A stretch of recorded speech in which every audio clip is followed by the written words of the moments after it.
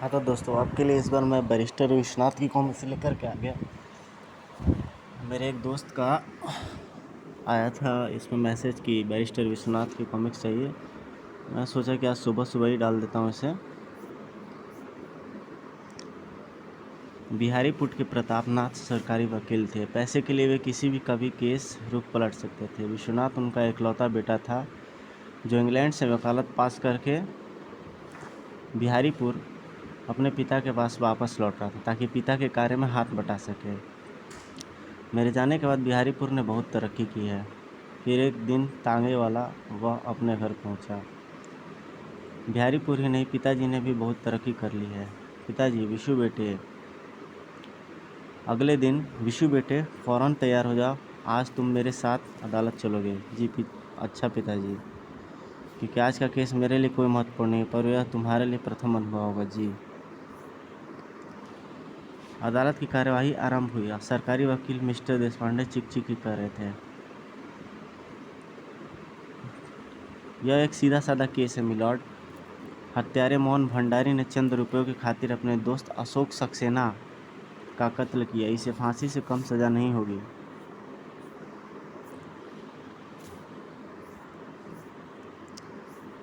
इसे साबित करने के लिए मैं अदालत में ऐसे 3 चश्मदीद गवाहों को पेश करने की इजाज़त चाहता हूँ मिलॉर्ड, जो उस समय मौका ए वारदात पर उपस्थित थे। इजाज़त है। मेरे पहले गवाह मकतूल अशोक सक्सेना, मकान मालिक मिस्टर आचार्य। मैं पवित्र गीता की कसम खा के कहता हूँ, जो कुछ कहूँगा सच के सिवा कुछ नहीं कहूँगा। सामने खटघरे में खड़ा यह शैतान खूनी है, चोर है योर ऑनर। मैंने इसे अपनी आंखों से कत्ल करते देखा है। Your witness mister Pratapnath, no question milord. मेरा अगला गवाह दीपक चोपड़ा, जो न केवल मकतूल अशोक का ही दोस्त है बल्कि हत्यारे मोहन भंडारी का भी दोस्त है। नहीं वकील साहब, इसका कमीने को किसी का दोस्त मत कहिए। तो दोस्ती के नाम पर एक बदनुमा दाग है, दरिंदा है, हत्यारा है ये। इसने मेरी आंखों के सामने मेरे सबसे प्यारे दोस्त का कत्ल कर दिया। जज साहब, अदालत मौका वारदात की घटना तफसील से सुनना चाहती है।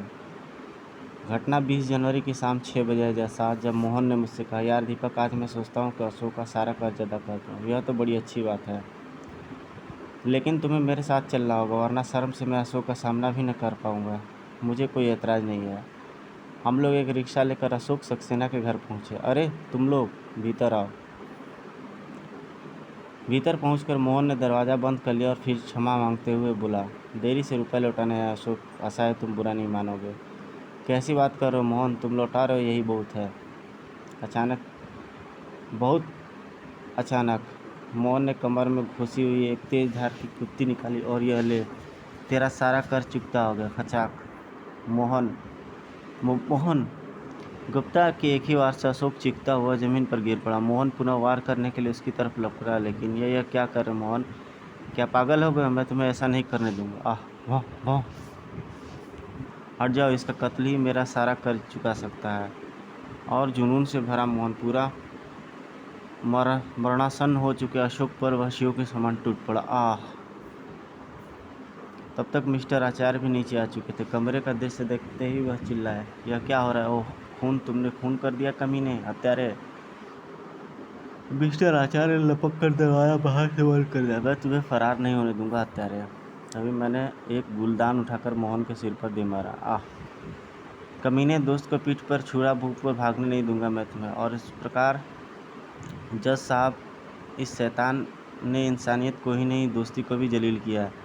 ऐसे राक्षस को सरेआम फांसी दे देनी चाहिए। It's your witness mister Pratapnath, no question.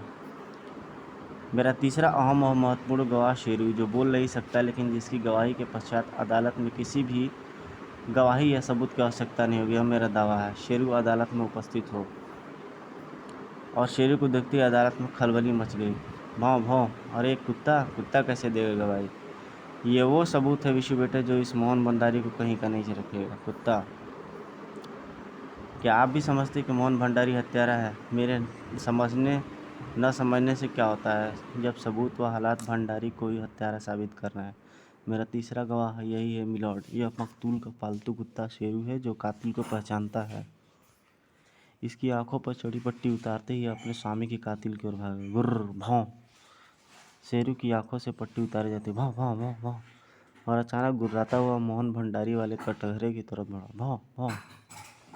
अगले ही पल अदालत में सनसनी फैल गई जब क्रोध से पागल भयानक ढंग से गुर्राता हुआ शेरू मोहन भंडारी पर कूद पड़ा। गर्र, भौं भौं भौं, गर्र, आ, बचाओ मुझे, मुझे इस भयानक कुत्ते से बचाओ, आ। अरे, बड़ी मुश्किल से फिर शेरू को बस में किया गया। इस कुत्ते को अदालत कक्ष से बाहर ले जाया जाए। कुत्ते को अदालत कक्ष में पेश करने की माफ़ी चाहता हूँ मिलार्ड, लेकिन आपने देख ही लिया कि उसे यहाँ लाना जरूरी था।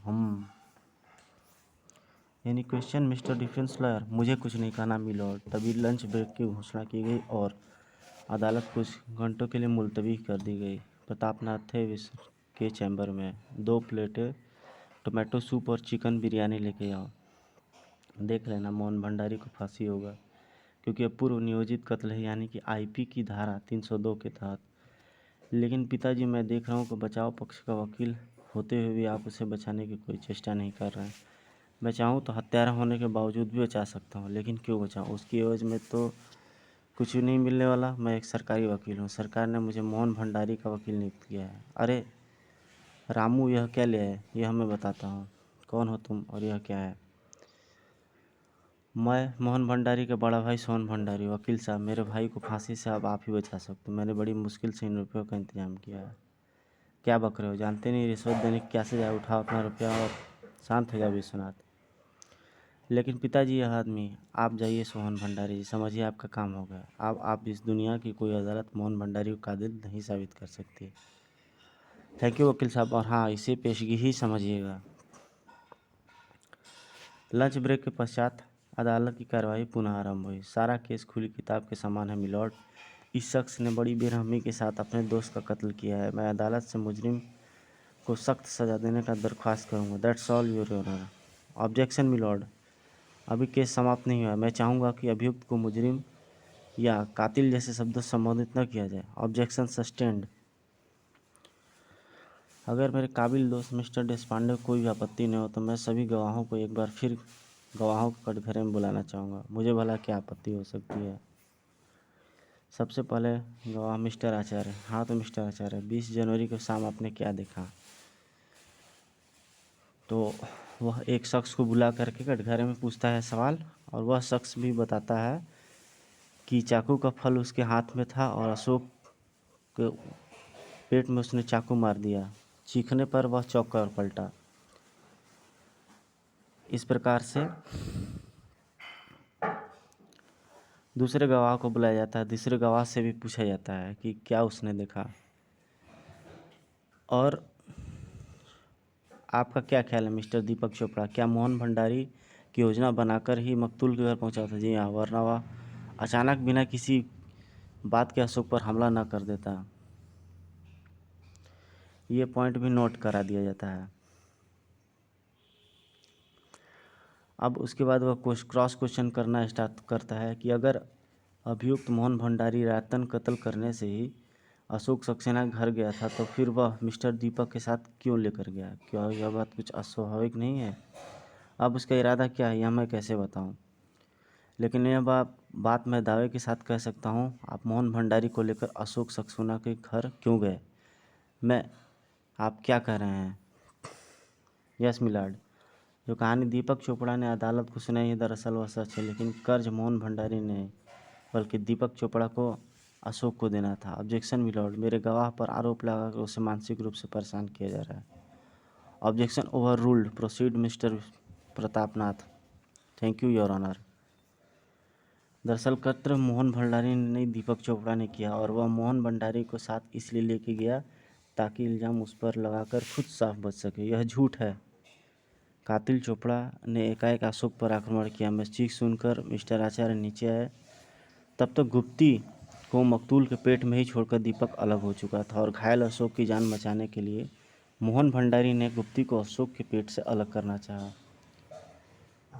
ठीक उसी वक्त मिस्टर आचार्य नीचे उतर आए, मोहन भंडारी को ही हत्यारा समझ बैठे। यह झूठ है, सरासर झूठ। तीसरे गवाह के रूप में उस कुत्ते को सामना किया जाता है और उसकी आंखों से पट्टी हटाने का बात किया जाता है, और पुट्टी हटाते ही तेजी से वह गर्र और भौं भौं करता है। उस शख्स की ओर जो कटघरे में खड़ा रहता है। उसके बाद ये एक और गवाही पेश की जाती है, जिससे कि यह सिद्ध हो जाता है कि कुत्ता शेरू मुजरिमों वाले कटघरे की ओर ही क्यों भागा। यह है कुत्ता प्रशिक्षक मिस्टर राव। मिस्टर राव, क्या संभव है किसी कुत्ते को किस हद तक ट्रेन किया जाए कि खास जगह पर ही व्यक्ति को झपटे? जी हाँ, यह मुमकिन है मिलॉर्ड। अदालत को यह बताना भी मेरा फ़र्ज़ है कि हत्या का तफ्तीश के दौरान कुत्ता मिस्टर दीपक के यहाँ हो रहा है, यहाँ ही रहा है। That's all your honour. कुत्ते को मैं ज़रूर ले गया था, लेकिन मैंने उसे कोई ट्रेनिंग नहीं दी। झूठा फंसाया जा रहा है मुझे। मैं निर्दोष हूँ। गवाहों, सबूतों और वकीलों की जिरह के बाद अदालत इस नतीजे पर पहुंची है कि मोहन भंडारी निर्दोष है। उसे बाइज्जत बरी किया जाता है। दीपक चोपड़ा को भी अपर्याप्त सबूतों के आधार पर संदेह लाभ देते हुए अदालत बरी करती है। आपने तो केस का रुख ही पलट दिया वकील साहब। यह तो पेशा हमारा। लेकिन एक बात नहीं समझ में आई कि कुत्ता पहले मोहन और फिर दीपक पर क्यों झपटा। यही तो इंसान और जानवर में फ़र्क है मिस्टर मोहन, बुद्धि का फ़र्क। दरअसल कुत्ते ने अशोक पर ही मोहन को ही झपटते देखा था, लेकिन चूंकि दीपक ने मोहन के साथ छीना झपटी की थी, अतः वह भी कुत्ते की निगाह में आ गया था। सो वह कातिल का साथी समझ बैठा, और यही सोचकर मैंने अदालत में कुत्ते का मुंह दीपक वाले कटघरे की ओर करके छोड़ा था।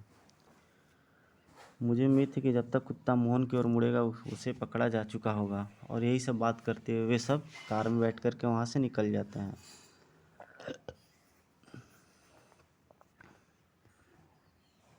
लेकिन विश्वनाथ झूठ और रिश्वत की बुनियाद पर खड़े उस मुकदमे को नहीं भुला पाए। एक दिन सेठ हरबंस, आइए आइए हरबंस जी, आज कैसे याद आ गई? आप जैसे वकील की याद कब आती है, मुसीबत में फंस गया हूँ। मेरे बेटे प्रकाश से रीटा नाम की एक औरत का खून हो गया है। पुलिस रीटा के पति राम सिंह के पीछे है। अगर मामला नाजुक है, आप ही उसे बचा सकते हैं। बेफिक्र रहिए हरबंस जी, मैं राम सिंह को फांसी के फंदे तक पहुंचा दूंगा। आपसे यही उम्मीदें रख लें। उफ, इस बार फिर पिताजी एक हत्यारे की मदद करेंगे। कुछ देर बाद, मुझे बचा लो वकील साहब, भगवान कसम मैंने खून नहीं किया है। कौन हो तुम? ओह पुलिस, जल्दी करो, इधर आओ। हाँ बताओ क्या बात है? किसी ने मेरी बीवी का खून कर दिया है। पुलिस मुझे ही खूनी समझ के मेरे पीछे पड़ी है। जब तक तुम मुझे पूरी बात नहीं बताओगे कि तुम कौन हो, तुम्हारी बीवी कत्ल का इल्ज़ाम तुम्हारे पर कैसे लगा, भला मैं तुम्हारी कैसे मदद करूँगा? ठहरिए, मैं आपको शुरू से सारी बातें बताता हूँ। मेरा सिंह राम सिंह है साहब। कल मेरी बीवी का जन्मदिन था। यह खूबसूरत हार पाकर वह अत्यंत प्रसन्न होगी। उसकी वह हार लेकर के जाता है, तब तक उसकी पत्नी का खून हो जाता है घर पे, और वह उसके तुरंत नब्ज़ देखता है तो वह मर चुकी होती है। और उसी वक्त कोई आ जाता है और बताता है कि इसने अपनी बीवी का खून कर दिया। चिल्लाने लगता है, खून खून खून, पकड़ो राम सिंह भागने ना पाए। मुझे फ़ौरन भाग निकलना चाहिए, वरना ये लोग मुझे रीटा का कातिल समझकर छोड़ेंगे नहीं। जैसे ही खिड़की से कूदता है, पुलिस इंस्पेक्टर वहाँ पे खड़ा रहता है, और वो उसे, एक आदमी उसे उसकी तरफ कहता है, देखो वो अपनी बीवी का हत्यारा भाग रहा है। मैं सिर पर पाँव रखकर भाग लिया। उसके बाद किसी तरह पुलिस से बचता बचाता मैं यहाँ तक पहुँचा। फिर विश्वनाथ उससे कुछ पूछताछ करता है, और वह उस आए हुए सेठ का कनेक्शन उससे जोड़ता है। विश्वनाथ ने उस व्यक्ति को वहीं कोने पड़े भूसे में छिपाया और बाहर आ गया। राम सिंह के विषय में ही पूछ रहे हैं। एक खूनी अपनी पत्नी रीटा का खून करके भाग गया है और इधर ही आया है। आपने देखा है उसे? नहीं, इधर कोई नहीं आया इंस्पेक्टर साहब। पुलिस के जाने के बाद कैसा ज़माना आ गया, पति अपने पत्नी को गाजर मूली की तरह काट डालता है। ऐसे को तो फांसी होनी चाहिए। नहीं पिताजी, वह हत्यारा नहीं है, सेठ हरबंस का लड़का है। आपको राम सिंह को बचाना चाहिए। वकालत हमारा पेशा है बेटे, इसमें स्याह को सफ़ेद और सफ़ेद को स्याह बनाने का ही पैसा मिलता है।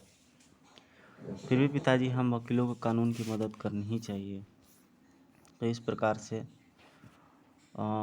विश्वनाथ के जाने के बाद एक आदमी आ जाता है, और वो भूसे कोठरी में से निकालता है, और प्रतापनाथ के सामने वो व्यक्ति गिड़गिड़ाता है कि मैंने खून नहीं किया, मुझे बचा लीजिए।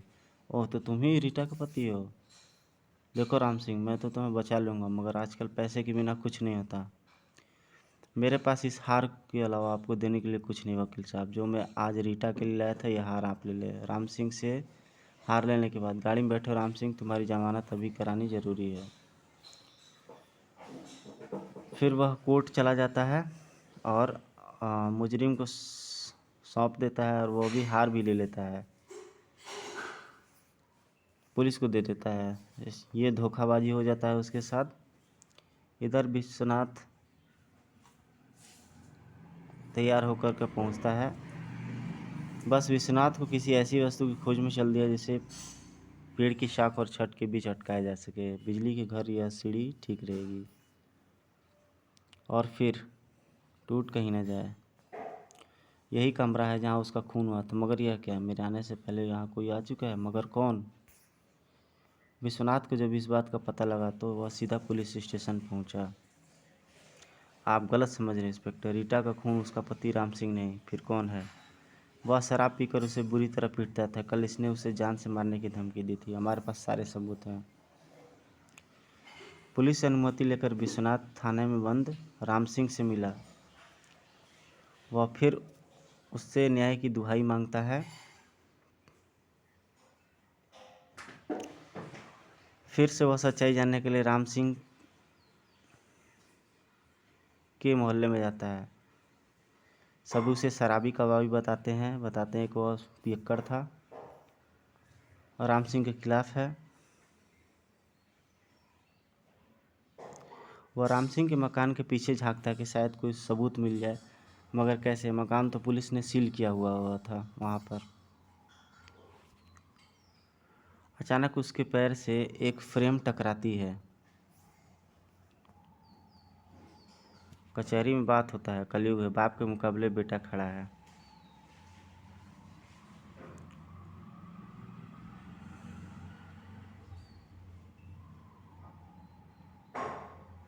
सभी वकीलों में चर्चा हो जाता है कि बाप बेटे के बीच में केस होती है।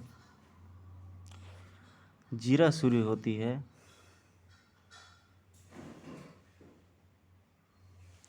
केस में वो अक्सर बताता था कि मुजरिम राम सिंह अक्सर शराब पीकर अपनी बीवी रीटा को पीटता था, उसे मार डालने की धमकियां देता था।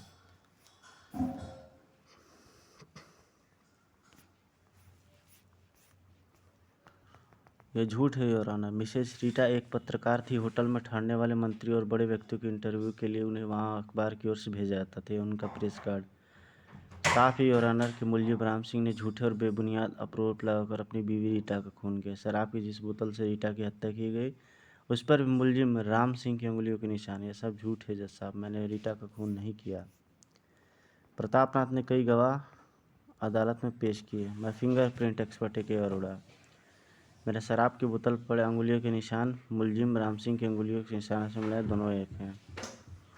मैं सत्तारे के पड़ोस में रहता। जिस रात रीटा बहन का खून हुआ उससे एक दिन पहले इसने शराब पीकर उन्हें बहुत पीटा, उनको मार डालने की धमकी दी। मैं शराब विक्रेता हसन। खून से सनी शराब की जो बोतल मुझे दिखाई गई उस ब्रांड की शराब राम सिंह रोज़ हमारे दुकान से खरीदता है। मैं सनलाइट इंश्योरेंस कंपनी का मैनेजर बाकले। मिसेज रीटा पर हमारी कंपनी ने 3 लाख रुपए का बीमा नामनी राम सिंह है। ये सारी गवाहियाँ वह राम सिंह के खिलाफ कर देता है। आपको कुछ कहना है विश्वनाथ? योर ऑनर, बोतल पर राम सिंह की उंगलियों के निशान का खून का पक्का सबूत नहीं है।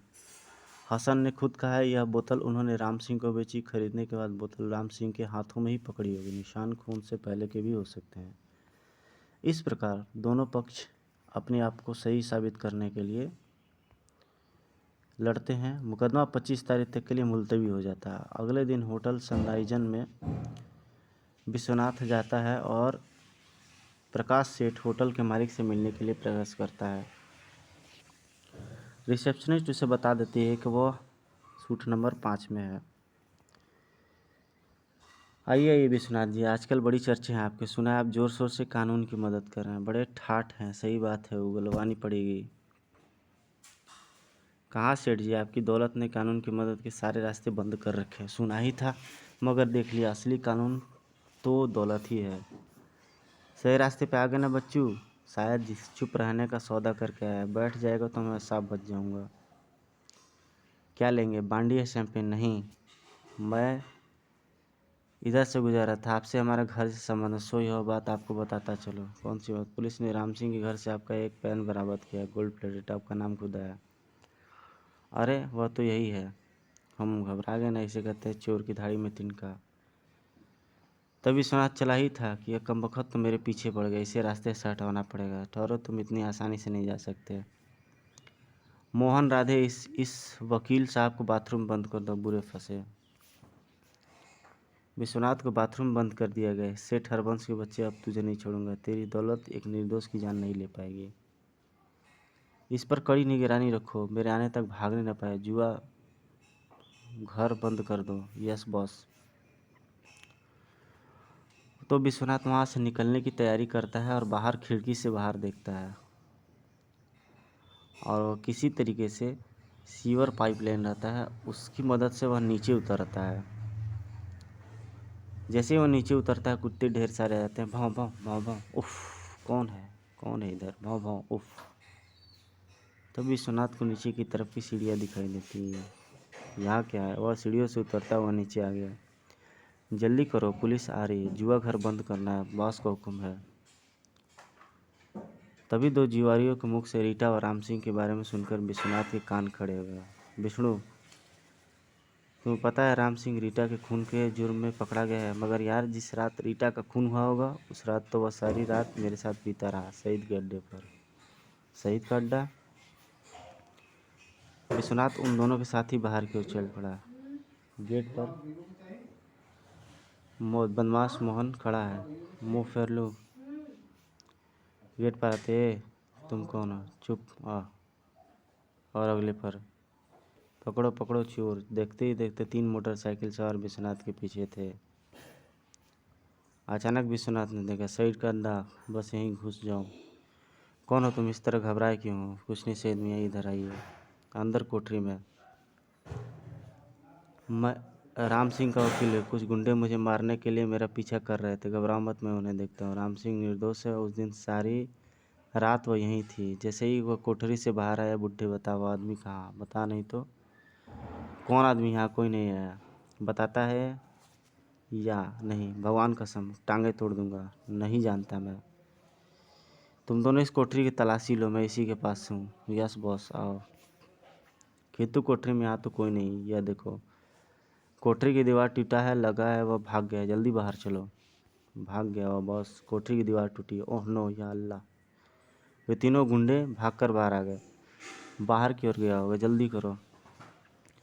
शीघ्र ही उन्होंने शहर जाने वाली सड़क पर विश्वनाथ को देख लिया। बाप रे, ये तो आप पूछे, अब क्या होगा? अब क्या होगा? क्या बैरिस्टर विश्वनाथ उन गुंडों से पीछा छुड़ा सकेगा? क्या राम सिंह को वो फांसी के फंदे से बचा सकेगा? क्या रीटा का असली कातिल पकड़ा जाएगा? इन सब प्रश्नों का उत्तर जानने के लिए इस मनोरंजक कहानी का अगला भाग इंसाफ की लाठी अवश्य पढ़ें, इस सेट में प्रकाशित इंसाफ की लाठी। कृपया चैनल को लाइक सब्सक्राइब अवश्य करें दोस्तों।